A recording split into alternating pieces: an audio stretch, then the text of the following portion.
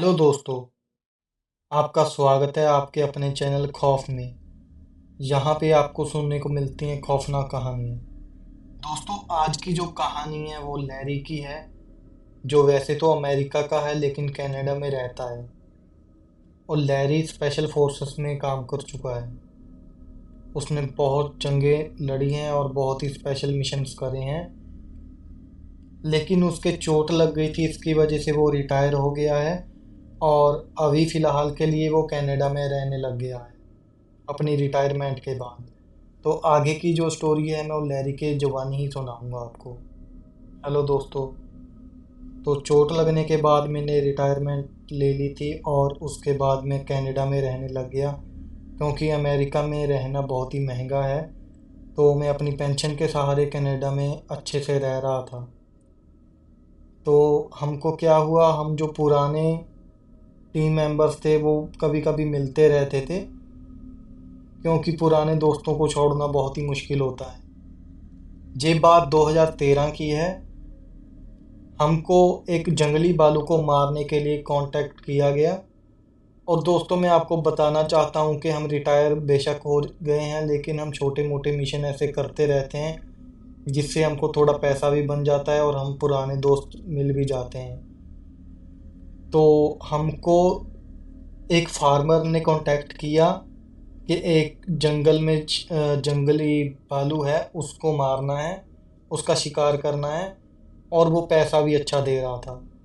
तो हम उसकी जगह पे पहुंच गए, मैं और एक मेरा दोस्त था, वो भी स्पेशल फोर्सेस में काम करता था, और एक मेरा कुत्ता था जिसको मैंने अडॉप्ट कर रखा था। और दोस्तों, हमने देखा कि उस एरिया में बहुत ज़्यादा घर नहीं थे, सिर्फ 2 या 3 घर थे। और वो 2-3 ही घर हमको मिलजुल के पैसा पे कर रहे थे, क्योंकि जो जंगली भालू था वो उनकी जो भेड़ बकरियां थी और गायें थी उनको मार देता था आकर। और वैसे भी वहाँ पे वो अंडे और शहद वगैरह बेचते थे। और इस वजह से वहाँ पे जो कैंपिंग करने आते थे बंदे, वो भी बहुत ही ज़्यादा कम आने लग गए थे, क्योंकि उनको भी ऐसा था कि क्योंकि जो जंगली भालू की अफवाह बहुत ही फैल चुकी थी, तो उन्होंने यही सोचा था कि उनके बिजनेस के लिए यही अच्छा रहेगा कि वो अपने इस जंगली भालू का शिकार करवा दें किसी अच्छे बंदे से। इसी वजह से उन्होंने हमको कांटेक्ट किया। मैं और मेरा दोस्त था जो वो इसको बहुत ही इजी मनी समझ रहे थे। हम दोनों अपनी शॉटगन्स लेकर और एक मैं अपनी पिस्टल लेकर और अपने डॉग के साथ उसका शिकार करने निकल गए। पहले पहले दिन हमने अच्छे से उस एरिया की रेकी की। तो हमने जंगल के थोड़ा बीच एक रहने के लिए अपना कैंप लगा लिया। तो हमको लगा था कि ये 1-2 ही दिन का काम होगा, ज़्यादा नहीं होगा, क्योंकि हम क्या करने वाले थे, हम उसको चारा देकर एक भेड़ को वहाँ पे बांध के और उसका शिकार करने वाले थे। तो दोस्तों, हमने सारे एरिया की वायरिंग कर दी थी। हमको स्पेशल फोर्सेस में सिखाया जाता है कि आपको अपने एरिया को सेफ कैसे करना है, कि कोई भी आपके एरिया में एंटर करे तो आपको पता चल जाए। हमने वायरिंग वगैरह सारा कुछ लगा दिया था और बेड को हमने वहाँ पे बांध दिया था। उसके बाद हम आराम करने लग गए, क्योंकि सारी रात ही हमको फिर जागना था। तो ये 11:30-12 बजे के करीब की बात है कि बेड की आवाज़ हुई, और बेड हमने जाकर देखा कि बेड वहाँ से गायब है। और वहाँ पे लेकिन हमारा ट्रैप जो लगाया हुआ था वहाँ पे कोई भी फंसा नहीं था। हम दोनों हैरान हो गए कि ये एक ऐसा बालू है कि इतना समझदार बालू कैसे हो सकता है कि हमारे ट्रैप के बारे में उसको पता चल गया और एक भी ट्रैप में नहीं फंसा। अब मेरा दोस्त बोला कि इसका शिकार हमको दूसरी तरह से करना पड़ेगा। तो हमने पेड़ों के ऊपर अपना बसेरा लगा लिया और हम पेड़ों के ऊपर चढ़ के बैठ गए। और मेरा डॉग मेरे कैंप में था, और हमने नीचे कैंप फायर जला दी, ताकि बालू आए तो उसको ऐसा लगे कि बंदे कैंप में हैं। तो इसी वजह से हम ऊपर चढ़े हुए थे कि हम जैसे ही बालू आएगा उस पर गोलियां चलाने लग जाएंगे। तो दोस्तों, रात के 2-3 के करीब मैंने क्या देखा कि एक पेड़ के पीछे एक हिरन जैसा जानवर हमारी तरफ घूर रहा है। वो हिरन ही लग रहा था। तो मैं लेकिन उसको गोली नहीं मारना चाहता था। मेरे को लगा कि बालू को इस गोली से पता चल जाएगा और वो जहाँ से भाग जाएगा। लेकिन वो हिरन भी अजीब तरह का था, जैसे कि उस पे बहुत ही ज़्यादा हमला हुआ हुआ उसका चेहरा था, जो वो फटा फटा हुआ था, फटा कटा था। और उसके सींग बहुत ही बड़े बड़े थे। पहले तो देखने से मेरे को लगा कि ये एक सिंपल ही हिरन है। लेकिन उसके बाद दोस्तों, जब उसने अपना पंजा पेड़ पे रखा तो मैं देख के हैरान हैरान रह गया और मैं बहुत ज़्यादा डर गया, क्योंकि उसके नाखून बहुत बड़े बड़े थे। तभी मैंने अपने दोस्त को चिल्लाकर बोला कि वो रहा, उसको मारो। तो हमने उस पर ताबड़तोड़ फायर शुरू कर दिया। लेकिन उसकी दोस्तों स्पीड इतनी ज़्यादा तेज थी कि वो एक पेड़ से दूसरे पेड़ के पीछे सेकंडों में चला जाता था। और तभी मेरे दोस्त ने नीचे छलांग लगा दी और उसके पीछे फायर करता करता भाग गया। और मैं अपने दोस्त को अकेले नहीं जाने देना चाहता था, तो मैं भी अपने डॉग को खोला और मैं खुद भी उसके पीछे, अपने दोस्त के पीछे पीछे भागने लग गया। भागते भागते 10-15 मिनट के बाद मैं गोलियों की आवाज़ सुन सुनकर अपने दोस्त का पीछा कर रहा था। हम जंगल के बहुत बीच चले गए थे। तो हमने वापस मुड़ना वहाँ से सही नहीं समझा, तो हमने सोचा कि यहीं पे आग जला के सारी रात हम जाग के बैठेंगे जहाँ पे। और अगर वो हम पे हमला करेगा तो हम उसका मुकाबला करेंगे। मेरा दोस्त भी मेरे को सारी रात यही पूछ रहा था कि वो क्या था, वो क्या था। मैंने बोला कि मेरे को नहीं पता वो क्या था। तो मेरा दोस्त बोला कि यार कहाँ पे हम फंस गए हैं। मैंने बोला कि चलो सुबह देखते हैं अभी क्या होगा। तो दोस्तों सुबह हमने क्या किया, हम उसको ट्रैक करने लग गए। और उसके पंजे बहुत ही बड़े थे। वो लगभग, हमने उसके पंजों से अंदाज़ा लगाया कि वो कम से कम 9 फुट का होगा। और वो कभी कभी तो अपने चारों पैरों पे भागता था और कभी कभी दो पैरों पे खड़ा हो जाता था, इंसान की तरह। तो दोस्तों हम ट्रैकिंग करते करते उसके पीछे जा रहे थे कि इतने में बारिश शुरू हो गई। जंगलों में बारिश बहुत ही आम बात है। तो उससे क्या हुआ कि जो उसके फुटप्रिंट थे वो भी हमको देखने में मुश्किल हो रहा था। और ऐसे जाते जाते हमने एक नदी देखी। तो हमने सोचा कि हम नदी के दूसरी पार चले जाते हैं। अगर वो इस पार रहेगा तो हम उसको आसानी से मार सकते हैं और वो हम पे हमला नहीं कर सकता, क्योंकि वो नदी इतनी जल्दी तो पार नहीं कर सकता। अगर वो नदी पार करने लगेगा तो हम कहीं पे छुप जाएंगे। अगले दिन तो उसने रात होने का वेट भी नहीं किया। हमको 7-8 बजे ही उसके चिल्लाने की आवाज़ें सुनाई दे रही थी।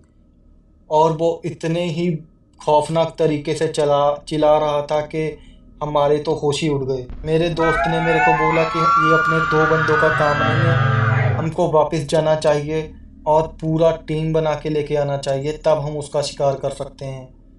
लेकिन दोस्तों मैं उस वक्त लालच कर गया। मेरे को लगा कि अगर ज़्यादा बंदे होंगे तो पैसा ज़्यादा बंदों में डिवाइड करना पड़ेगा। तो मैं अपने दोस्त को बोला कि एक बार हम ट्राई करते हैं, अगर वो हम पे भारी पड़ गया तो हम यहाँ से चले जाएंगे और अपनी पूरी तैयारी के साथ वापस आएंगे। रात को हमने देखा कि हमको बार बार उसकी आंखें दिखाई दे रही थी। वो कभी झील के इस तरफ, कभी हमारे वाली तरफ हमको दिखाई दे रही थी। और वो बहुत ज़ोर ज़ोर से चिल्ला रहा था।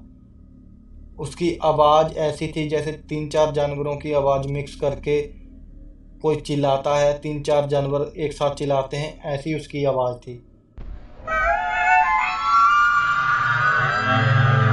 तो हम तो ये देख के हैरान हो गए कि उसकी इतनी ज़्यादा स्पीड कैसे है। तो जैसे ही मैंने देखा तो मैंने अपने डॉग को इशारा किया कि जाओ उसका पीछा करो। दोस्तों जैसे ही मेरा डॉग उसके पीछे दौड़ने लगा तो हम दोनों भी अपनी राइफल लेके उसके पीछे पीछे दौड़ने लग गए। थोड़े टाइम के बाद मेरे कुत्ते के चिल्लाने की आवाज़ आई। जब मैंने जाके देखा तो मेरे कुत्ते के 2 टुकड़े हो रखे थे। उस हैवान जानवर ने मेरे कुत्ते को फाड़ के फेंक दिया था। हम दोनों बहुत घबरा गए थे। उसके बाद मैंने भी यही समझा कि हमको वापस जाना चाहिए और पूरी तैयारी के साथ वापस आना चाहिए। लेकिन जब हम वापस जा रहे थे तो मैंने देखा कि जो नदी थी उसमें बहुत ज़्यादा पानी आ गया था बारिश के कारण। और हम उसको किसी भी हालत में पार नहीं कर सकते थे। तो हमको लगा कि हमारी मौत आज पक्का है। तो मैं बोला कि मेरे दोस्त को कि चलो आगे चलते हैं, आगे की तरफ से कहीं से निकल जाएंगे, या तो हमको कोई और सल्यूशन ढूंढना पड़ेगा इस चीज़ का। मैं और मेरे दोस्त ने कैंप फायर जला लिया और हम एक दूसरे से पीठ सटा कर खड़े हो गए, क्योंकि हमको पूरी नज़र रखनी थी क्योंकि अभी वो हमारा शिकार करने वाला था। तो मैंने अपने दोस्त को बोला कि जैसी तेरे को दिखाई दे तो गोलियां चलाना शुरू कर देना। तो दोस्तों क्या हुआ कि उसका बिल्कुल ही आवाज़ वगैरह नहीं आया और वो मेरे दोस्त को खींच के ले गया। मैं तो बहुत ही ज़्यादा हैरान हो गया और मेरे तो सांस ऊपर के ऊपर रह गए। ऐसे में अपने दोस्त को मरने नहीं दे सकता था, तो मैं भी अपना राइफल लेके उसके पीछे पीछे भागने लग गया।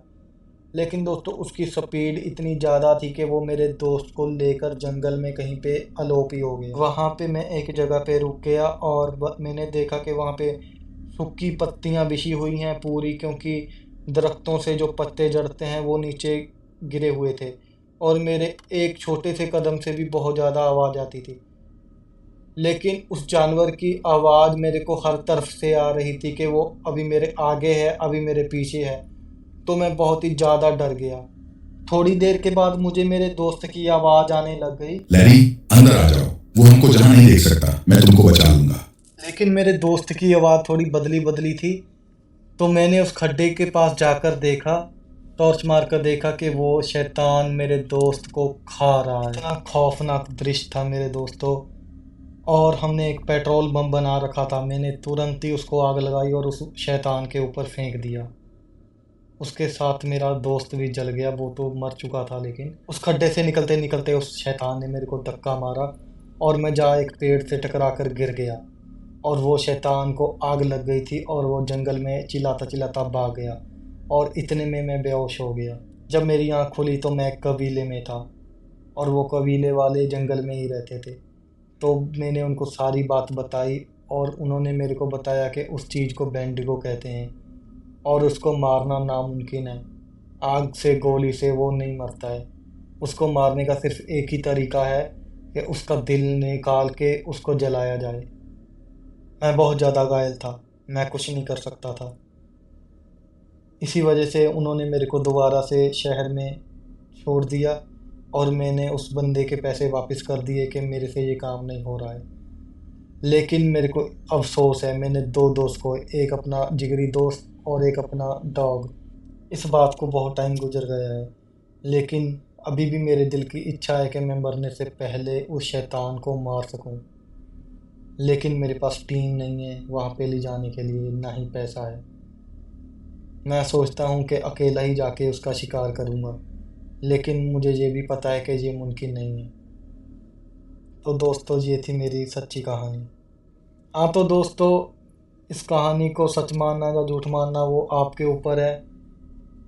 और ऐसी कहानियाँ सुनने के लिए अपने चैनल को सब्सक्राइब कर लीजिए और नीचे हर हर महादेव का एक कमेंट ज़रूर कीजिए।